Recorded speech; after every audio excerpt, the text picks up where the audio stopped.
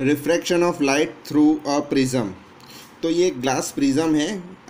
Glass prism is an rectangular shape prism.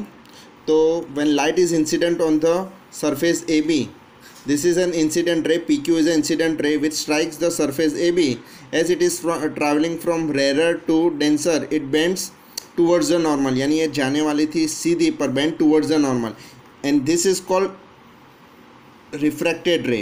EF is called refracted ray. ये incident ray, ये refracted ray, and if refracted ray is traveling from denser to rarer and it strikes the surface AC, so it bends away from the normal.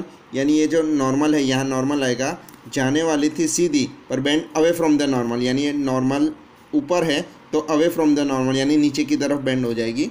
And RS is called emergent रे। तो यहाँ तीन raise आपको दिख रहे हैं, incident ray, refracted रे और इमर्जेंट रे।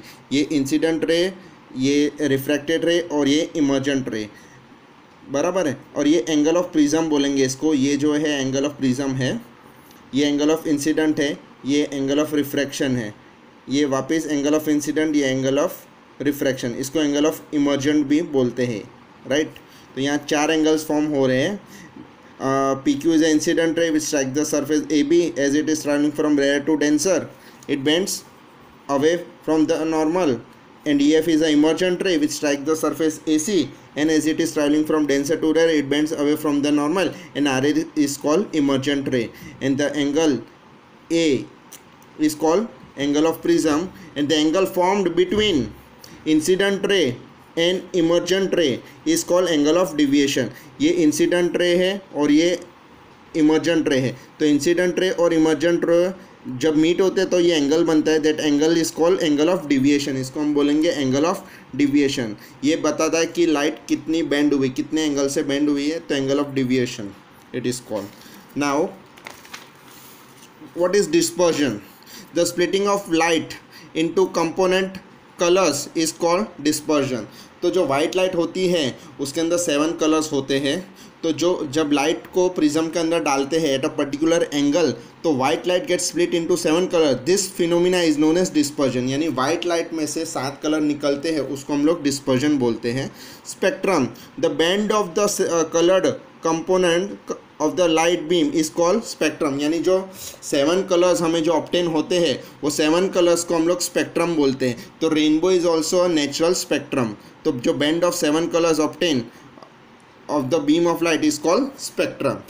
ओके, तो जो हमें जो 7 कलर होते हैं वो विबग्योर होते हैं, VIBGYOR। Violet, indigo, blue, green, yellow, orange और रेड। वायलेट होता है वो सबसे नीचे होता है, ये जो 7 कलर्स होते हैं उसमें, और रेड सबसे टॉप मोस्ट होता है। द रेड, मैं अभी डायग्राम दिखाता हूँ आपको। तो red colour is bend least, सबसे बेंड रेड कलर होता है, वो भी मैं अभी डायग्राम में दिखा। Because the speed of red colour is maximum. Red colour bend कम होता है क्योंकि उसकी स्पीड मैक्सिमम होती है। The violet colour is bend the most because the speed of red colour is maximum. तो रेड कलर है उसकी स्पीड सबसे मैक्सिमम होती है। ये डायग्राम है, मैं आपको ये टेक्स्ट बुक में डायग्राम दिखाता हूँ।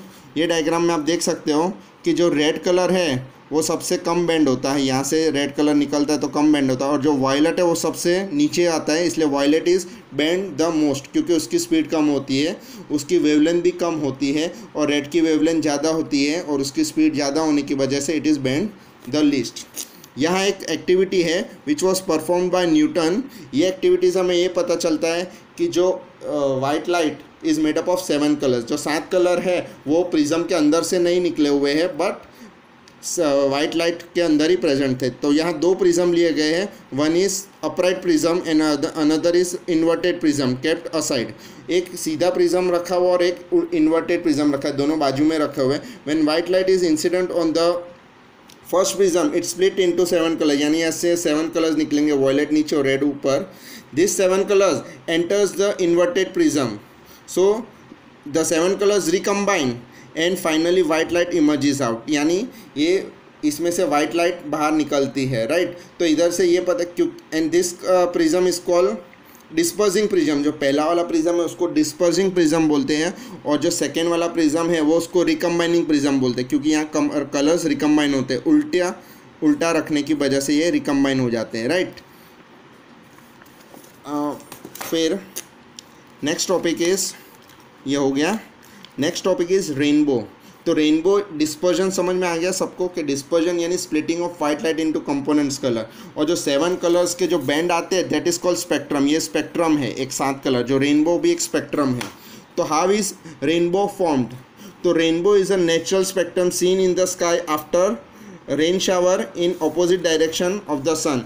तो जो रेनबो होता है वो हमें कहाँ दिखाई देता है? Opposite side of the sun after rain shower, right. तो rain drop act as a prism. यहाँ जो रेन ड्रॉप है it act as a prism, यानी जब लाइट उसमें से पास होगी तो the white light gets split into 7 colours. तो ये डायग्राम आपको ड्रॉ करना है। यहाँ देख सकते हो कि when sunlight enters the rain drop it split into 7 colour. यहाँ से 7 कलर निकलते हैं। Then it get internally reflect, यहाँ से रिफ्लेक्शन हो जाता है। तो मैंने लिखा टोटल इंटरनल रिफ्लेक्शन। यहाँ डिस्पर्जन होता है, दिस टोटल इंटरनल रिफ्लेक्शन। फिर इट रिफ्रैक्ट, यानी यहाँ से थोड़ी बेंड हो जाती है, and this 7 colour reaches our eye and we see rainbow. तो यहाँ जो सन है तो सन के ऑपोजिट साइड, ये सन है तो सन के ऑपोजिट साइड रेनबो फॉर्म होता है इन द क्लाउड्स। तो rain drop act as a prism when light is incident on the rain drop. ये when light is incident on rain drop it get disperse and refract, यहाँ reflect होगी, and then reflect internally, इसको हम बोलेंगे internally reflect, and finally refract. तो यहाँ dispersion और refraction दोनों होता है। यहाँ टोटल इंटरनल रिफ्लेक्शन, या तो रिफ्लेक्ट इंटरनली, ये वर्ड लिखना ज़रूरी है, इंटरनली, राइट। यहाँ पे रिफ्लेक्ट इंटरनली ज़रूरी है लिखना, खाली रिफ्लेक्शन लिखोगे तो रॉन्ग हो जाएगा। टोटल इंटरनल रिफ्लेक्शन एक फिनोमिना होती है।